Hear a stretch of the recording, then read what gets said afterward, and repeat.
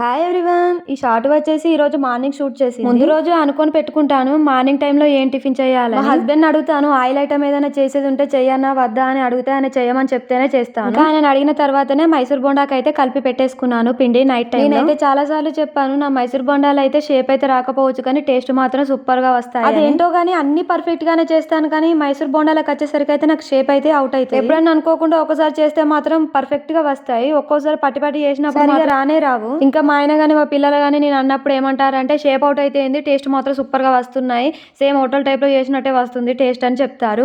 ఇంకా ఆడికే నేనైతే మార్నింగ్ టైంలో టైం అస్సలు వేస్ట్ చేయను. ఇంకా మార్నింగ్ లేవగానే ఫస్ట్ అయితే మనకు కడుపులో టీ పడాల్సిందే కాబట్టి ఇక్కడ బోండాలు అయితే ప్రిపేర్ చేసుకుంటూనే నేనైతే టీ పెట్టేసుకొని తాగేసాను. పెద్దోడైతే ఈ రోజు అయితే మార్నింగ్ త్వరగా వస్తుంది మమ్మీ వ్యాన్ అని చెప్తే ఫాస్ట్ గానే అయితే లేచి పనులన్నీ కంప్లీట్ చేసేసుకుంటున్నాను. వాళ్ళకి ఒకసారి వీళ్ళకి ఒకసారి ఏందని అందరికి నలుగురికి కలిపి ఒకటేసారి అయితే ప్రిపేర్ చేసి పెట్టేశాను. ఒక ప్లేట్ అయితే హాట్ బాక్స్ లో అయితే పెట్టేస్తాను. ఇంకా అవి చేయడం అయిపోయిన తర్వాత పల్లి చట్నీ అయితే ప్రిపేర్ చేశాను. ఇంకా మా పెద్దోడు అయితే మార్నింగ్ లేసి అయితే చదువుకుంటున్నాడు, వానికి ఎగ్జామ్. ఇంకా పల్లి చట్నీ చేయడం అయిపోయిన తర్వాత ఇంకా వాడికైతే రైస్ అయితే పెట్టాలి కదా, ఇంకా కర్రీ ఏం చేయాలి నాని అని అడిగితే నా కర్రీ ఏమద్దు లెమన్ రైస్ చేసి పెట్టమని చెప్పాడు. ఇంకా వాడి కోసం అయితే లెమన్ రైస్ అయితే చేసి బాక్స్ లో పెట్టేసాను. లెమన్ రైస్ చేసే లోపు వాడు ఫ్రెష్ అప్ అయి రెడీ అయిపోయాడు. ఇంకా వాడికైతే టిఫిన్ అయితే పెట్టేసాను. వాడు టిఫిన్ తినడం అయిపోయిన తర్వాత స్కూల్ కి అయితే వెళ్ళిపోయాడు. ఇంకా మార్నింగ్ రొటీన్ అయితే నాదైతే ఈ విధంగా గడిచిపోయింది. వీడియో నచ్చితే ఒక చిన్న లైక్ ఇచ్చి సబ్స్క్రైబ్ చేసుకోండి. బై బై, నెక్స్ట్ వీడియోలో కలుద్దాం.